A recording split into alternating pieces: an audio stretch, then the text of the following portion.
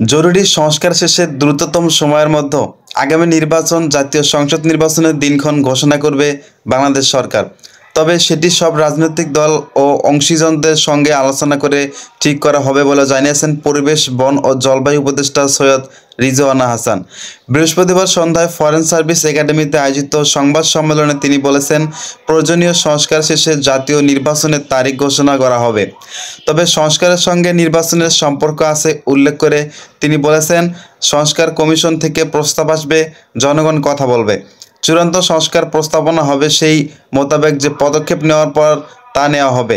আমরা বারবার বলে এসেছি যে যত দ্রুত সম্ভব জরুরি সংস্কারগুলো শেষে নির্বাচনের তারিখ জানিয়ে দেওয়া হবে। নির্বাচন বিষয়টি সরকারের নজরে আছে বলেই নির্বাচন কমিশন গঠন করা হয়েছে জানিয়েছেন উপদেষ্টা মাহফুজ আলম।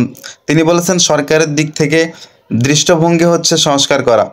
সেজন্য বাংলাদেশের মানুষ জীবন দিয়েছে, সেই সংস্কার প্রক্রিয়া দৃশ্যমান হওয়ার পরেই নির্বাচন অনুষ্ঠিত হবে। রাজনৈতিক দলগুলোর সঙ্গে আলোচনা করে এটা ঠিক করা হবে।